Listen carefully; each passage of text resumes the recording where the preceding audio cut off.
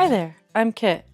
Join me and my boyfriend Levi as we travel across 7 states and down the Pacific coast on our motorcycles.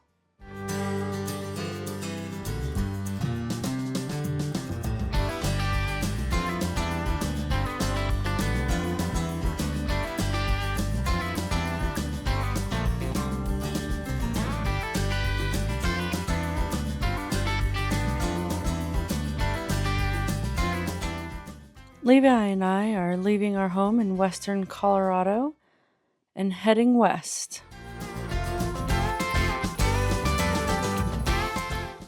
Here on day 1, we're headed towards Salt Lake City with the goal of reaching Boise, Idaho by nightfall.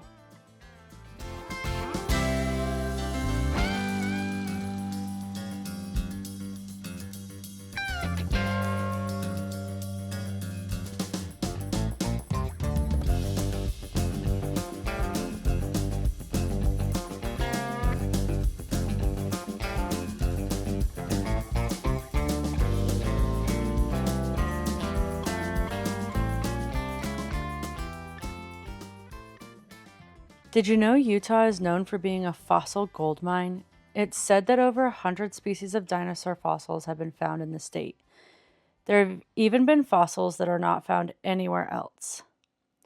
In east central Utah, there is one location known as the Cleveland Lloyd Dinosaur Quarry that has had over 12,000 dinosaurs' bones found, representing at least 74 individual dinosaurs, mostly of the Allosaurus genus. Meanwhile, in Dinosaur National Monument, which spans over northeastern Utah and northwestern Colorado, you can find a preserved quarry wall with over 1,500 dinosaur bones, including those of 5 different species. However, if you're planning to visit the quarry wall, be sure to enter from the Utah side. Ask me how I know. Paleontology is still an active field in Utah, and new species are still being found. Along with thousands of dinosaur bones, Utah is home to 5 national parks, including Arches, Zion, Bryce Canyon, Capitol Reef, and Canyonlands. There are also 8 national monuments throughout the state, so if you're coming for a visit, be sure to bring your annual parks pass.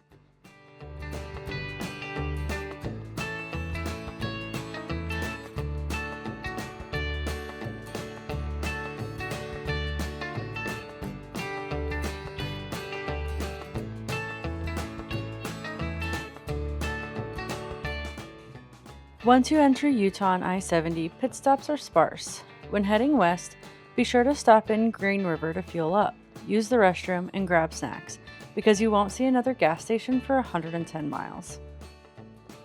Speaking of Green River, this quaint little town off of a busy interstate was once a bustling railroad town and river crossing. However, when the transcontinental rail line shifted, it slowly faded to the small outpost it is today. However, Green River is well known for its melon crops. Every September, the town hosts their Melon Days Festival to celebrate the renowned sweet melons, which can be attributed to the soil of the region. After a quick refuel, it's back onto I-70, continuing our route towards Salt Lake City.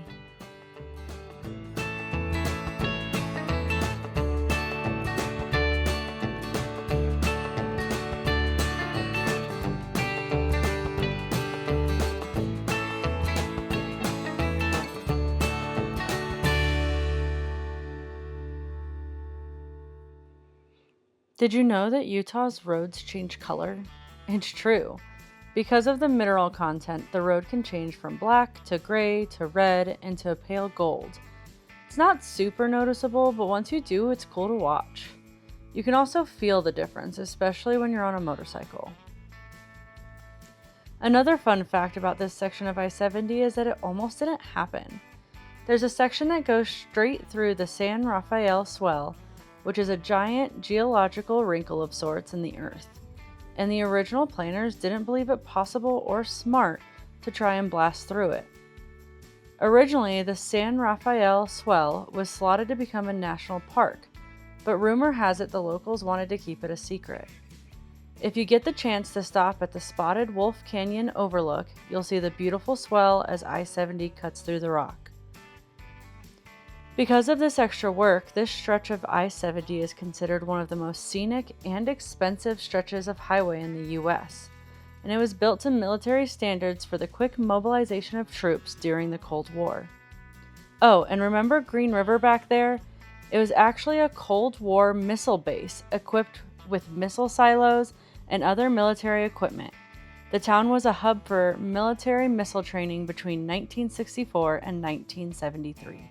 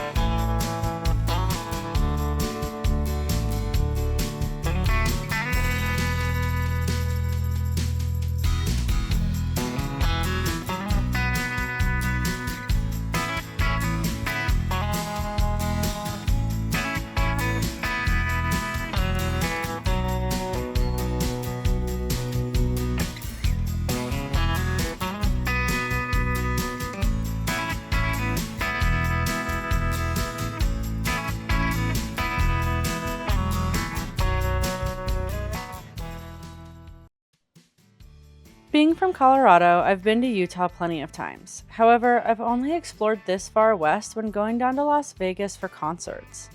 So following Levi's lead, we hopped off I-70 just before the San Rafael swell and headed northwest on Highway 191. It wasn't long before we hit a traffic jam, which wasn't very welcome in the scorching sun. However, it did give us a nice break to grab a drink of water before our side of traffic started moving again.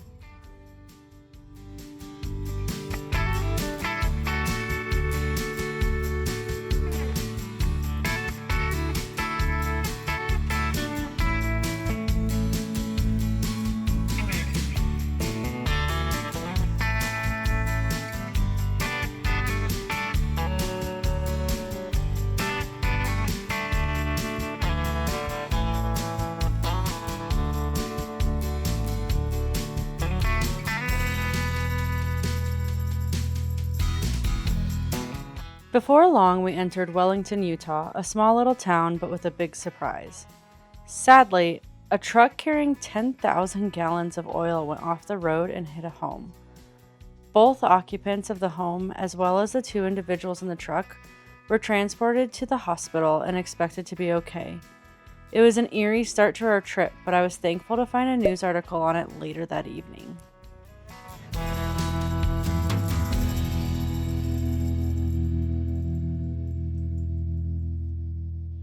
Highway 191 originally started in the 1910s as a series of state roads stretching from Colton near US 6 through Vernal up to the Flaming Gorge. In 1926, Highway 191 didn't even enter Utah as it went from Idaho Falls to Yellowstone. However, in 1981, Utah, Wyoming, Montana, and Arizona successfully petitioned to have Highway 191 expanded southwards through eastern Utah, absorbing 3 state roads and US 163 in the process. This section in particular is known as the Dinosaur Diamond Prehistoric Highway before peeling off on Highway 6 to continue our way through a gorgeous mountain pass to Salt Lake City.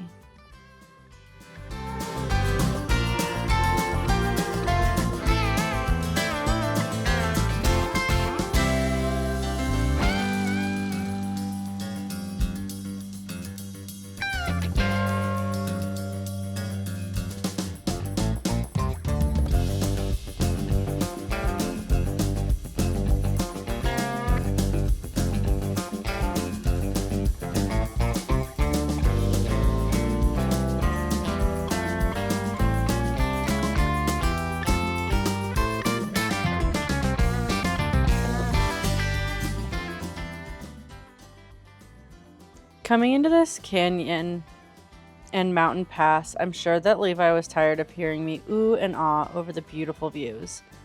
From red clay canyons to steep ascents, I was in awe. He's been this way before, but it was for work, and this was our first time on the motorcycles, and I couldn't have asked for a better way to experience this route. As you climb up to the Soldier's Summit, named after a U.S. Army attachment led by General Philip Cook, who endured a brutal snowstorm in July of 1861, you just can't help but marvel at it. There is a gas station located at the top, but a warning to motorcyclists: it has deep ruts and bumps between the road and the entrance. As you go along your descent, suddenly the Wasatch mountain range looms ahead of you. Its snow-capped mountains in the middle of May was a stark change for the extreme heat we had experienced so far.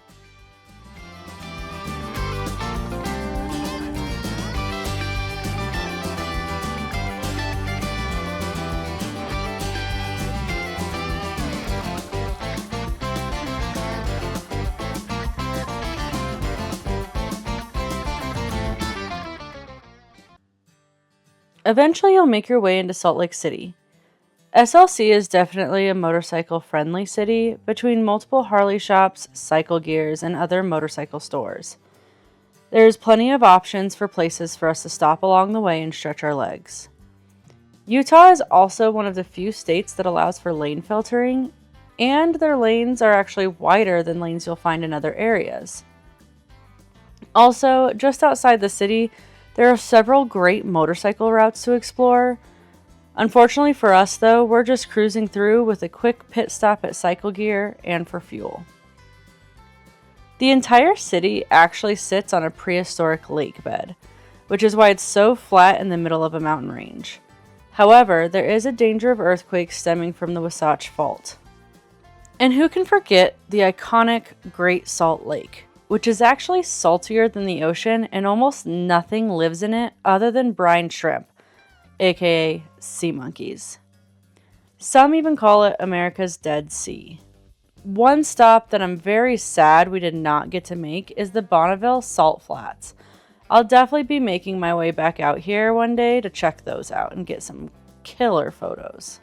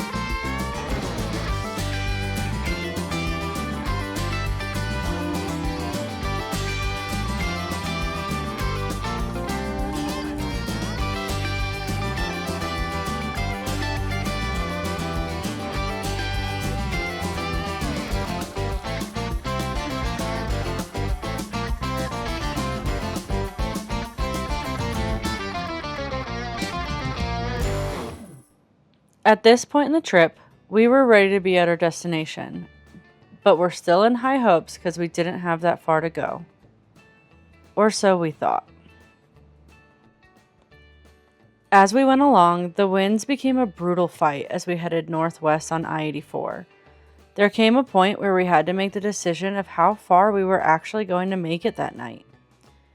We decided to stop a little short of our original destination of Boise in a town called Twin Falls, Idaho. Even despite the wind, I was okay with this because there was a natural wonder that I had on my wish list of sights to see, and spending in the night in Twin Falls would make that easier.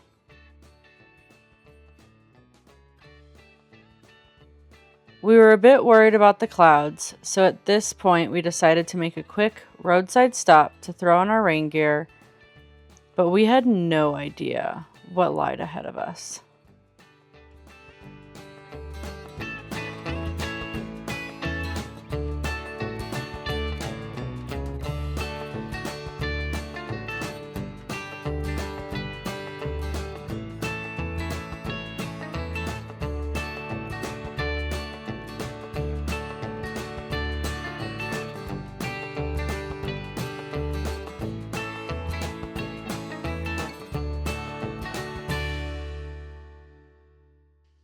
Oh, Idaho, how we were so excited to reach this sign, but had no idea what lied ahead.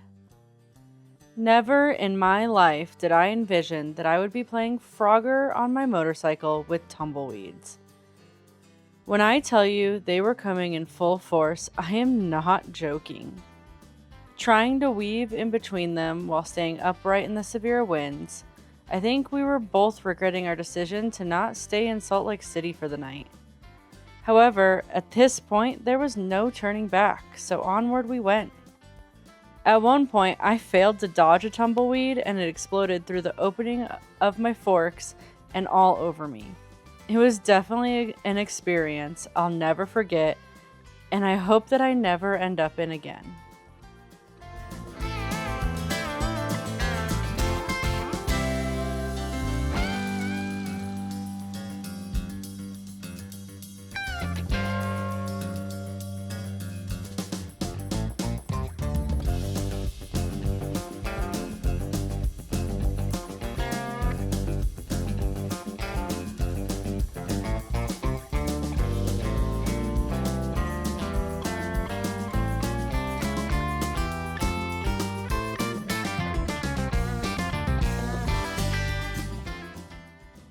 When the sun finally popped out and we came to an exit at the fuel station, we were both relieved to get a break from our bikes, even if just for a short period.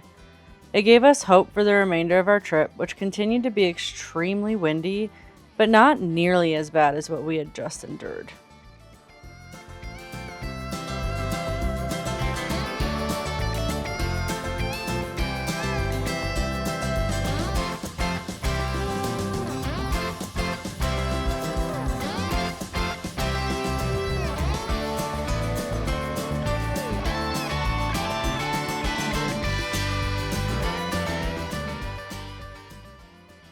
Over 500 miles later, we finally made it to Twin Falls, Idaho.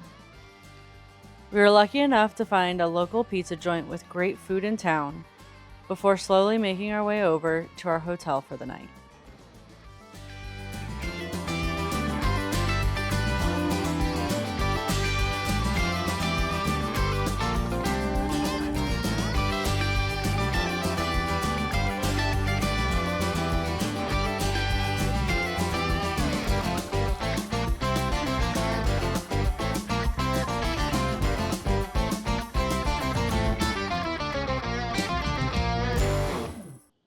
Though nothing fancy, the sight of our hotel brought relief to us both. After 10 plus hours on the bike and the adverse weather we had faced, we were absolutely exhausted and ready for a hot shower. Thankfully, the hotel had motorcycle parking right out front, and we were able to fit both bikes in what was left of the spaces. On that note, we got unloaded and headed inside and welcomed the hot showers and our bed. See you later for day 2, where we travel through Idaho, Oregon, and Washington, hitting parts of the Oregon Trail along our way. These first 2 days were all about getting out to the Pacific Northwest. That meant less sightseeing and more miles, but in the morning, we'll slow down to see a natural wonder known as the Niagara Falls of the West. See you next time. Thanks for watching.